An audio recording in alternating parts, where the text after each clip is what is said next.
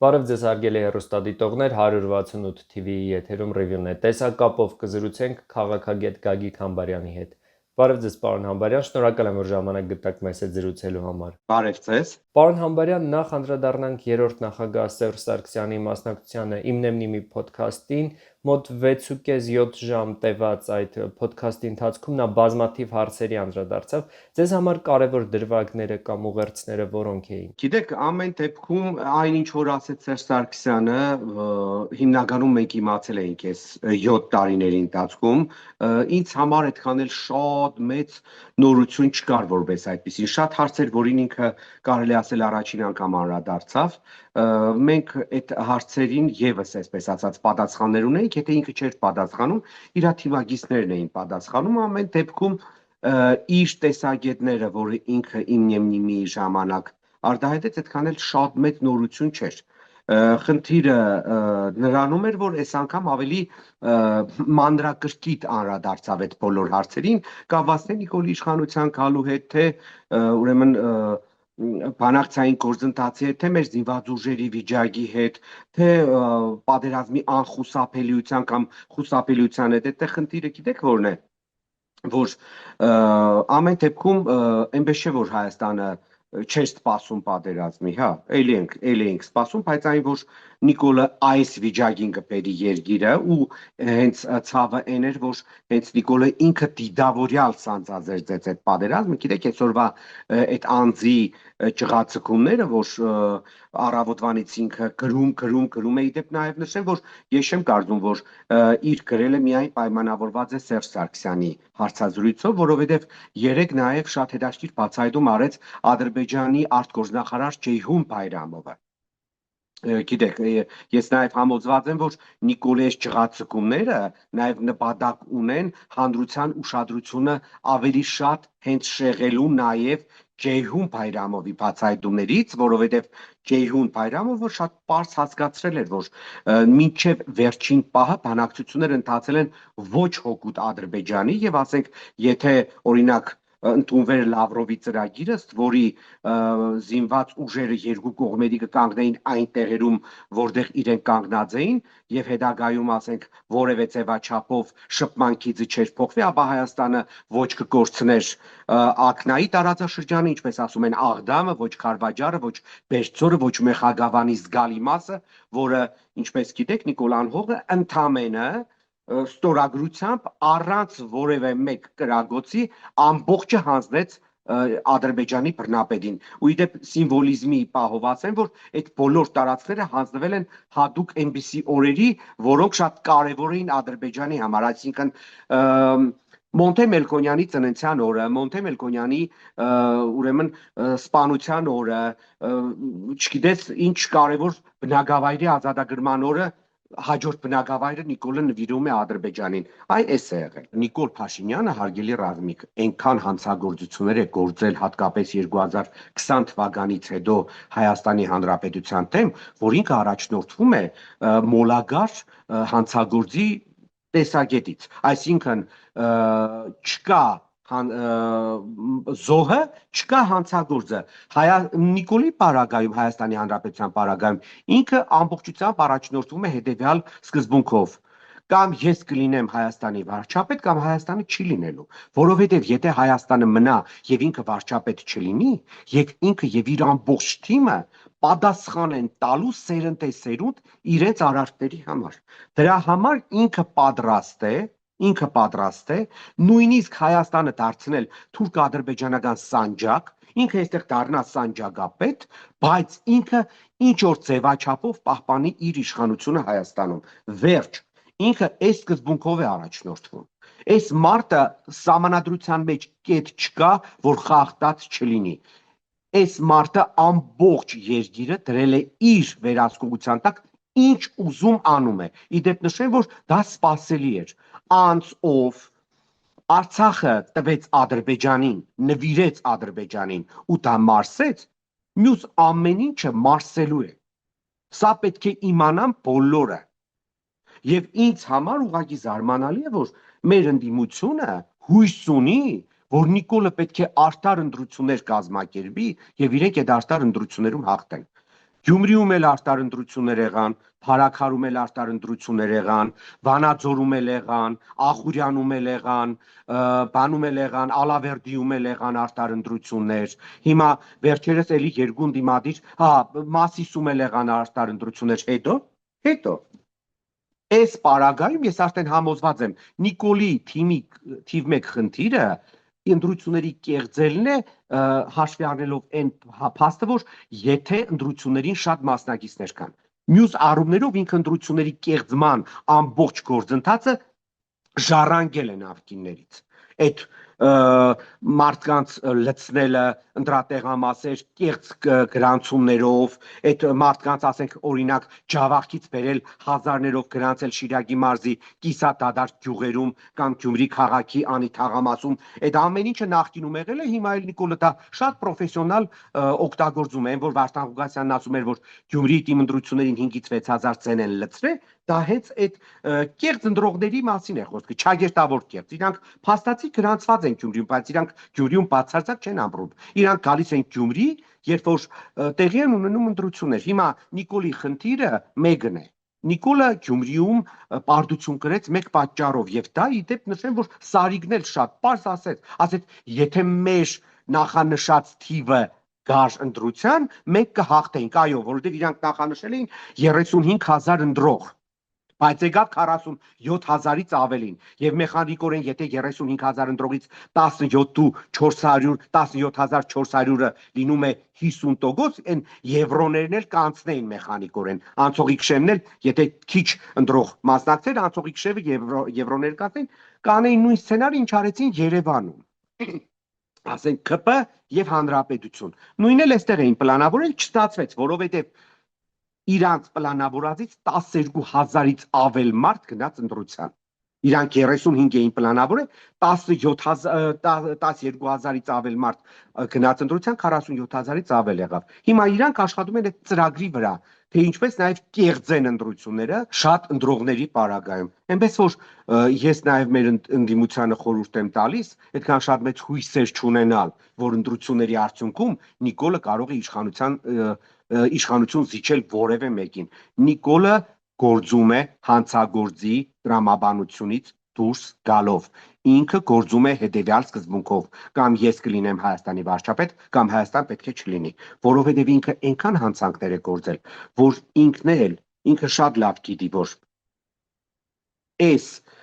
ամեն ինչից հետո, եթե հանկարծ ինքը իշխանություն չունենա, իր ողջ շրջապատ իր ընտանիքից հետ պատասխան են տալու։ Այսքան մարդու տանել,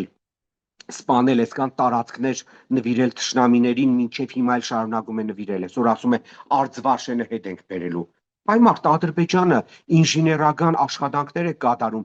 եւ մյուս տարածքները հետ ենք բերել օկուպացված։ Արձվաշենում նախ ինքը կարող է ապահովել հայերի անվտանգությունը այդ անկլավում։ Ադրբեջանը, որ Հայաստանի տարածքում տարածք վերցնի, չոքացնելով Նիկոլին պարտադրելու է, որ ուրեմն այդ անկլավներում տեղակայված զինվորներին եւ բնակիչներին Հայաստանը ապահովի ամեն ինչով։ Իսկ Հայաստանը չի կարող անել այդ նույնը Ադրբեջանի նկատմամբ։ Վերջերս են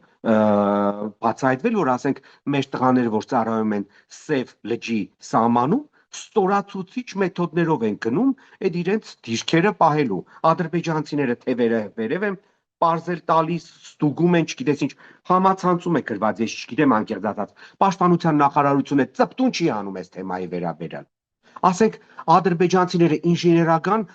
մեծ աշխատանքներ են տանում բանի հատվածում, ջերմուկի։ Ես ինքս երբեք չեմ հավատա, որ ադրբեջանցիները ջերմուկի հատվածից դուրս կգան, կամ ներքին հանդի հատվածից դուրս կգան։ Ինչ հող հետ բերել։ Մոռացել եք, հարգելի Ռազմիկ, 2020 ուրեմն 4 թվականին գնացել էր Բերքաբեր, ստում էր, թե բանը այն մենք Իրանցի եւ Ոսկեպարի հատվածում հողերը հետ կտանք Ադրբեջանին, 900 հեկտարը Բերքաբերի հողերը հետ կբերենք։ Ուրան է Բերքաբերի հողերը հետ բերել։ Այն Հովանավանքի երկրորդ պղծության ժամանակ դրա քավոր ինչ այդ Ղալումյանը ինչ է, ասում է մենք Ադրբեջանի տարածքներից վերահսկում ենք, բա ամոթ չես անում այ ոչնչություն։ Բա Ադրբեջանը Տավուշի մարզից որքան հողեր է վերահսկում։ Մի հատ գոնե այդ մասին բարձրաձայն են։ Դիտավորյալ չեն բարձրաձայնում, որովհետև գիտեն, որ հարգելի Ռազմիկ, Նիկոլին Ադրբեջանը ոչինչ հետ չի տալու։ Նիկոլը սդախոս է, կեղծարար է։ Ասենք այսօր ասում է 50 հոկանոց խմբերով կտանեմ ցույց կտամ, թե ես ինձ զենք եմ առել։ Այ ողորմելի մարդկանց պետք չէ 50 հոկանոց խմբերով տանել ցույց տալ։ Ադրբեջանը մեծ ուրեմն պարադ է կազմակերպելու նոյեմբերի 9-ին Բաքվում, արդեն հյուրեր են գնում եւ եւս մեկ անգամ ստորացնելու է մեզ։ Հələ դու էլ մի հատ պարադ կազմակերպի զինվորական ռազմական Երևանի Հանրապետության հրապարակում եւ բոլորից ցույց տուր, թե դու ինձ զենք ես գնել։ Սա ինչ վախ որած կեցվածք է։ Ասում է մենք 19-20 թվականներին հոբ համակարգ չունենք, դրա համար էլ այդ վիճակում հայտնվեցինք։ Սա երևի մոռացել է, թե ինչպես էր մեր ցույց տալիս, թե Հորդանանից ինչ հոբ համակարգ է գնել։ Հարցը գիտեք որն է Ռազմիկ ջան, որ թե հոբ համակարգը չունենալն է, լավ էլ ունեցել ենք։ Այլ խնդիրը նրանում է, թե այդ հոբ համակարգերի տեղերը Ադրբեջանը որտեղից է գիտեցել։ Երկրորդը, Ադրբեջանի բռնապետը 2020 թվականի նոյեմբերից հետո ես նույնիսկ իմեջին դրել եմ Անադոլու գործակալության, թուրքական Անադոլու գործակալության ռուսերեն նյութի սկրինը, որտեղ դեկտեմբերի 5-ին իր ասուլիսի ժամանակ Ադրբեջանի բռնապետը հայտարարում է, որ 44 օրյա պատերազմի ժամանակ ոչնչացվել կամ որպես ավար Հայաստանից վերցվել է 4.8 միլիարդ դոլարի զենք։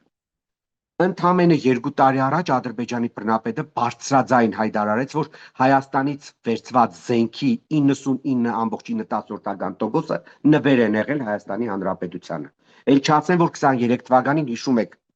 հայտարարեցին, որ մոտավորապես 1 միլիարդ ամերիկյան դոլարի զենք է մնացել Արցախում, որը տարվեց կրկին Բաքվում, իմացել ինչքան գիտեմ ռուսերին էին տվել։ Հիմա հարց. Ինչի Նիկոլը եւ իր թիմը չեն արձագանքում, որ Ալիևի այս հայտարարությանը։ Պատասխանը շատ պարզ է, որտեղ վախենում է, որտեղ վախենում են, որ Ալիևին եթե փորձեն սուտ անել, Ալիևը ամբողջությամբ ապացույցներով կներկայացնի, ամբողջությամբ կետ առ կետ այդ 4 միլիարդ 800 միլիոնի զենքի վերաբերյալ կոնկրետ ինֆորմացիա կներկայացնի։ Եվ երկրորդը գիտեք ինչի չեն արձագանքում հարգելի Ռազմիկ, որտեղ գիտեն, որ եթե արձագանքեն ու բացահայտվի իրենց սուտը, կպարզվի, որ հայկական բանակը լավ էլ զինված է եղել։ Մենք լավ էլ զենք ենք ունեցել, ամեն ինչ էլ ունեցել ենք եւ մեխանիկորեն այդ զենքը անգործության, դավաճանության եւ այլ վատ երևույթների արդյունքում հայտնվել է ադրբեջանցիների ձեռքում։ Ասում է բանակը նորմալ վիճակում չէր։ Ուրեմն հարգելի Ռազմիկ, գիտեք չէ, որ եթե դու ինչ որ ոլորտ ուզում եք քանդել, անընդհատ այդտեղ կադրային փոփոխություններ մտցրեք։ Հիշում եք 18-ից մինչև 20 թվականը քանի պաշտպանության նախարար է փոխվել։ Բայց 20 թվին կարող է ես շքանշաններ հանձնում։ Հիշում եք Տավուշի դեպքերից հետո ինչ հայտարարություններ էր անում նույն Նիկոլ Փաշինյանը։ Ռազմիկ ջան, կա հետաքրքիր մի հատ փաստ։ Ուրեմն 1953 թվականին, երբ որ մահացավ Ստալինը եւ վերականգնվեցին խորհրդահարավսլավական հանրապետությունների հարավսլավական հարաբերությունները, Խորհրդային Միությունը փորձեց ժեստ անել Հարավսլավիային եւ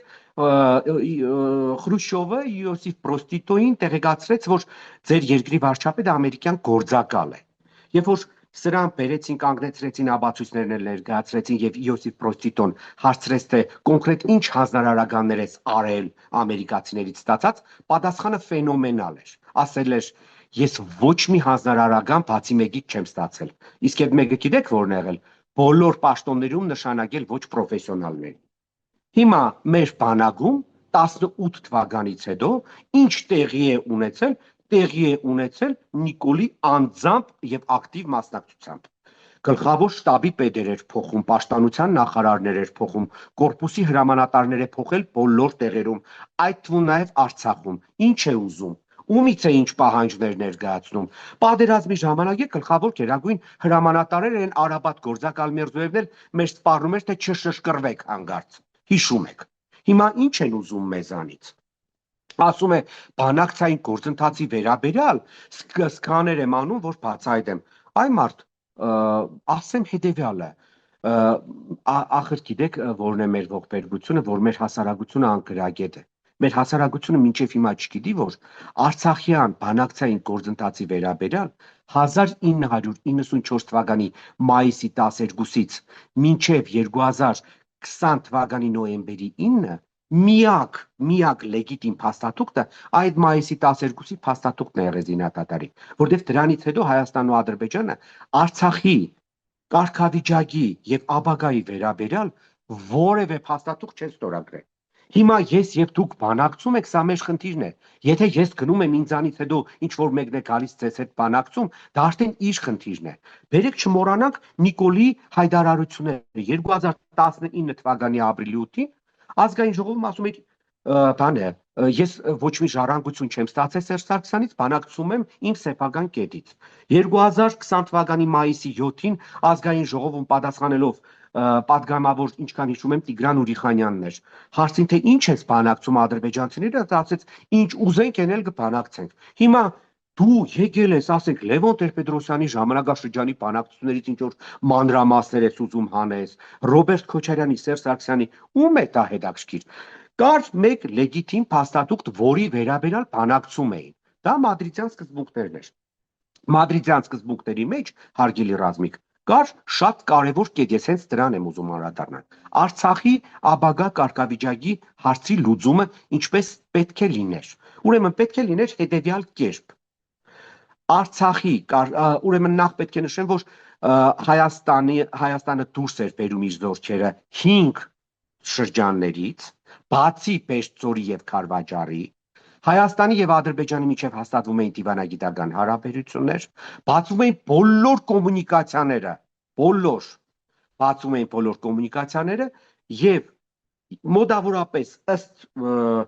մադրիդյան սկզբունքների ժամանակ անց, մոտավորապես մի 30 տարի անց, պետք է Արցախում տեղի ունենար պլեբիսցիտ, անկախության վերաբերյալ նոր հանրաքվե,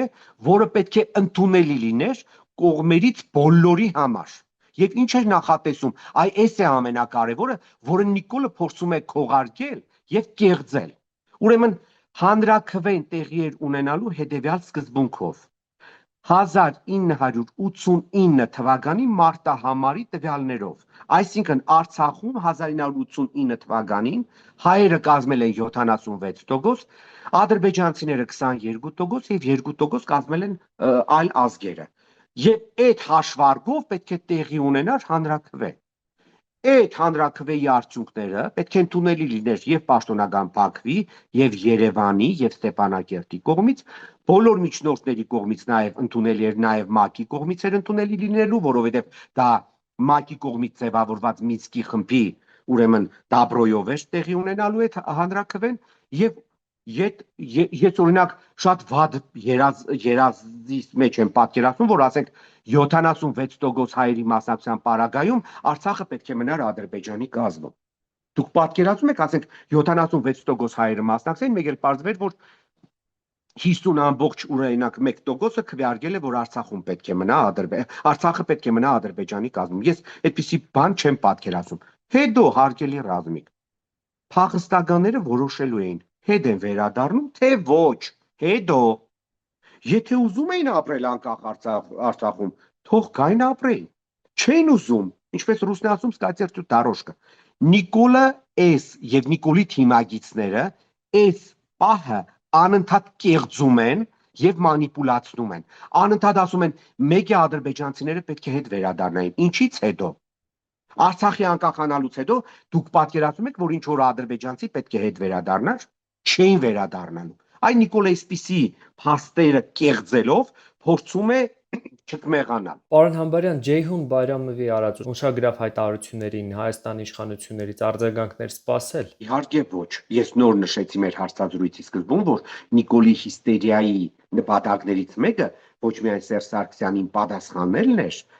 այլ նաև Ջեյհուն Բայրամովի հայտարարությանը հայտարարությունից հասարակության ուշադրությունը շեղելն էր։ Ես ձեզ ասեմ, Ջեյհուն Բայրամովի հայտարարությունը ինձ համար ավելի կարևոր էր, քան Սերժ Սարգսյանի 6-ժամյա հարցազրույցը, անկեղծ եմ ասում, որովհետև Սերժ Սարգսյանի հարցազրույցի շատ դրվագներ մենք վաղուց էինք լսել։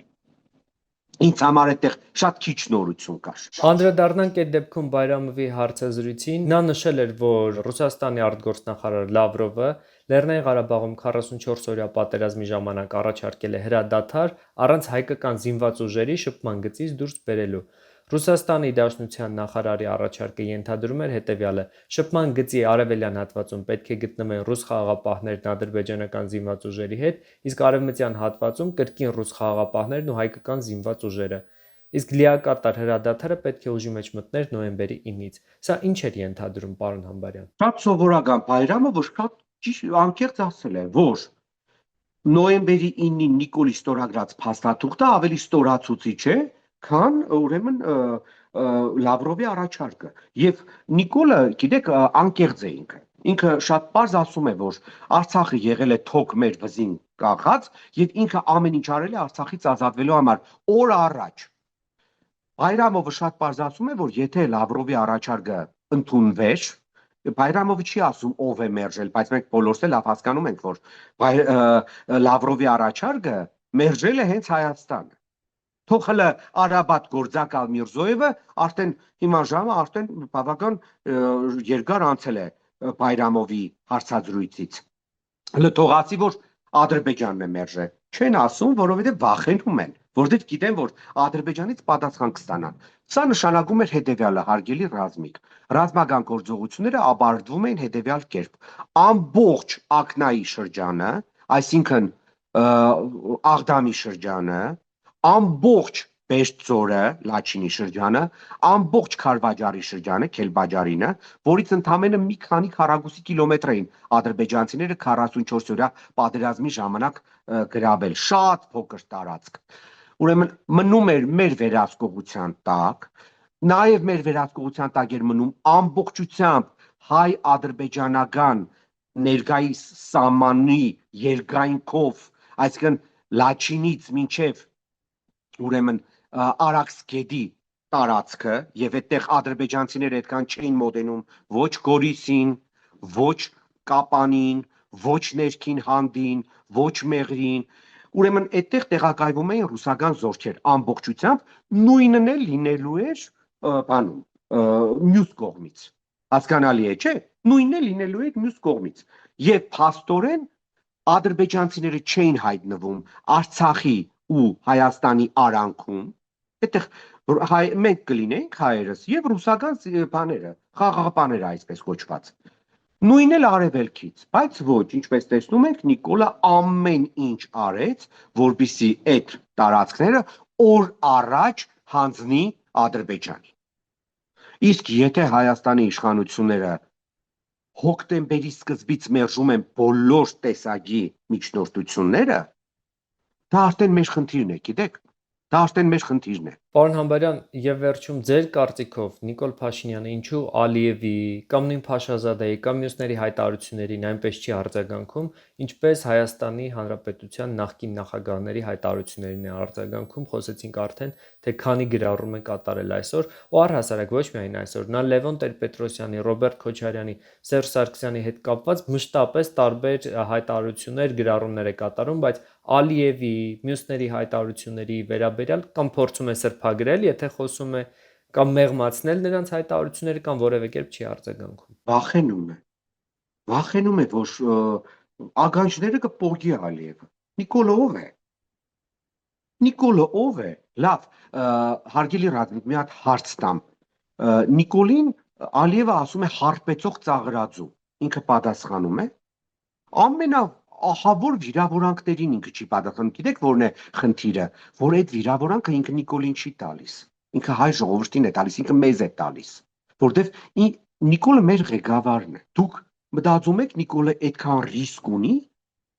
արձագանքի Ալիևին կամ Ալիևի պատգամավորներին կամ Ալիևի աշխատակազմի ինչ որ ներկայացուցիչ նախարարների։ Դուք պատկերացնում եք Նիկոլին տեսնելուց Ալիևը ինչ կանի, ասեք թե Պետերբուրգում, Գրանադայում, Ստրասբուրգում, Փարիզում, Մոսկվայում։ Նիկոլին արդեն սկսել է ծաղրել Տաջիկստանի նախագահը։ Էմամոլի Ռախմոնն է ծաղրում Նիկոլին։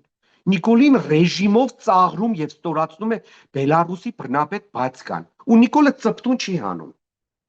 Գիտեք, չէ՞ կան են կերպարներ են, որ հայաթում սրանց անընդհատ ծեծում են, նվաստացնում են, ստորացնում են, սրանք գնում են տուն ինքնահաստատվում են տնեցիների վրա։ Նիկոլը այդ կերպարն է։ Դրսում հավ, ներսում մրկահավ, դրսում զիբիլի վրայի կադու, ներսում արյուծ, որովհետև այդ մարդը ծեծված է, հասկանում եք հարգելի Ռազմիկ, լավ, դուք ո՞նց եք պատկերացնում, ծեծողին կարող է ծեծվածը արձագանքել։ Չի կարող։ Նույնն էլ միջազգային հարաբերություններում է, նույնն էլ միջպետական հարաբերություններում է։ Նիկոլը այդքան չկա, որ Ալիևին հանգարց լեզու դարձնի։ Դրա համար Նիկոլը, ասենք 3 առաջ օրը կառավարության շենքում հարց ու պատասխանի ժամանակ ասում է լրագրողներին ասում է դուք բացեք քարտեզները, դուք պատասխանեք Ալիևին։ Հասկանում եք, չէ՞, ասեք թե Ադրբեջանի բռնապետը Գիտությունների ազգային ակադեմիայի նիստի ժամանակ Ադրբեջանի բացահայտ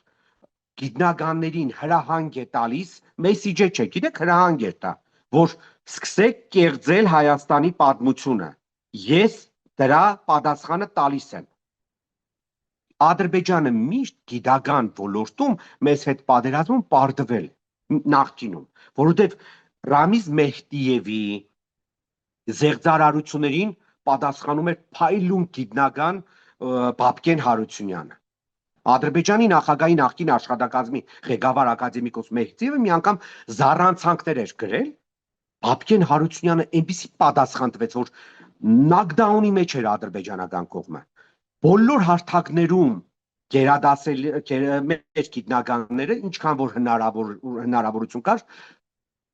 ջարդ ու փշուր էին անում ադրբեջանական կեղծ պատմագրությունը, կեղծ քաղաքականությունը, կեղծ քաղաքագիտությունը, կեղծ աշխարհագրությունը, քարտեզագրությունը եւ այլ եւ այլ։ Հիմա մարդը ասում է, լրագրողներին ասում է, դուք փոխել եք Ադրբեջանի նախագահի բառերը, ինքը ասել է ցարական Ռուսաստանի քարտեզների վրա չկա։ Ինչ տարբերություն։ Մարդը պարզ ասում է, որ Սևանալիչ չի եղել Գյոյչա։ Փոխանակ ինքը բացեր, ասենք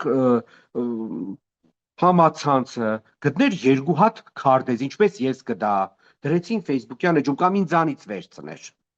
Ինքը սիրում է ինձանից վերցնել, չգիտեմ ով է իր էջը աշխատեցնում, բայց այն որ ես շատ բաներ եմ գրում, ինքը շատ արագ ուղում է, ասենք թե հռոմեական թվանշաններից հետո, գիտեք, ՌԴ չի գրվում, գնացել Հռոմի Պապետ հանդիպել էր,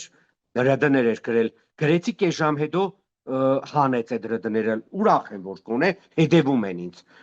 Ասենք իմ դրած քարտեզները թեկուզ է վերցներ, դներ իր էջին, մեկը 18-րդ դարի քարտեզեր, մյուսը 19-րդ դարի քարտեզեր, երկուսի վրա էլ կար Սևանա լիճը, մանրակրկիտ ներկայացված Պետերբուրգում հրապարակված քարտեզներ էին, ասենք, դներ ու ցույց տայր, ասեիր, պատասխաներ, եկել լրագրողներին ասում է դուք գտեք, դուք պատասխանեք, այ քեզ բան։ Այսինքն Ադրբեջանի նախագահն է մեզ ուրեմն հաթաթան էր տալիս, կեղծում մեր պատմությունը, մեր աշխարհագրությունը, ասենք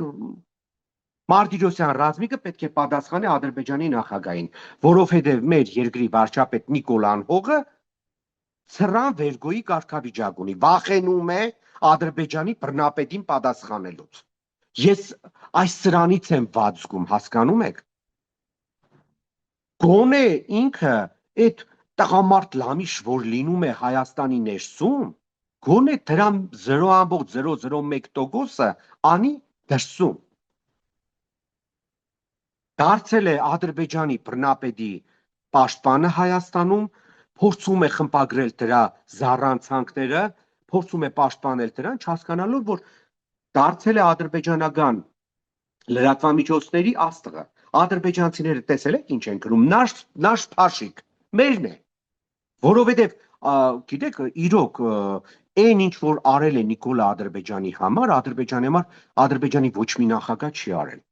Ոչ Աբուլֆազ Էլչիբեյը, ոչ ուրեմն Այազ Մութալիբովը, ոչ հայր եւ որդի Ալիևները, լուրջ եմ ասում։ Պատկերացնում եք, այդ բոլոր նախկին 4 նախագահները դեբիլ դրել բանակցում էին Արցախյան կարգավորման վերաբերյալ, Նիկոլն եկավ իշխանության Հայաստանում ու բացահայտեց, որ ոչ մի բանակցելու բան չկա։ Հայաստանը իբր թե 1991 թվականի Ալմատայի դեկլարացիայով դեկտեմբերի 21-ի Արցախը ճանաչել է Ադրբեջանի մաս։ Հասկանում եք, չէ՞, այդ մասին ոչ հասկացել էին կադրային, ուրեմն Պոլիտբյուրոյի եւ կոմունիստական կուսակցության կարգառուն ներկայացուցիչ Այազ Մութալիբովը եւ ոչ պատմական գիտությունների տեխնազու Էլչիբեյը, ոչ KGB-ի գեներալ եւ խորհրդային միության KGB-ի ղեկավարի տեղակալ ուրեմն Հեյդար Ալիևը, ոչ էլ նրա միջազգային հարաբերությունները ավարտած Մոսկվայի համապատասխան ինստիտուտի Կիևի ֆիլիալի ավարտած տղան։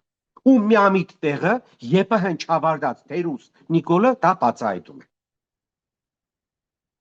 Բայց գիտեք չէ, որ այդ բացահայտումը կեղծ է։ Լևոն Տեր-Պետրոսյանը Ալմատայի դեկլարացիան ստորագրել է մի քանի վերապահումներով, որոնց մեջ էին մտնում երկու կարևոր կետեր։ Մեկը Արցախը չի ճանաչվում Ադրբեջանի մաս Հայաստանի կողմից, եւ երկրորդը հայ-ադրբեջանական վարչական սահմանը խորհրդային միության տարիների Հայաստանի կողմից չի ճանաչվում որպես միջպետական սահման Ադրբեջանի հետ։ Եվ այնտեղ եւս 7-8 տատել վերապահումներ կար։ Բայց Նիկոլը խաբում է հանրությանը, Նիկոլը խաբում է հասարակությանը։ Պարոն Համբարյան, շնորհակալ եմ ձեզ շատ հետաքրքիր զրույցի համար։ Ես էլ եմ շնորհակալ։ 168 TV-ի եթերում ռևյուներ։ Հետևեք մեր հետագա թողարկումներին։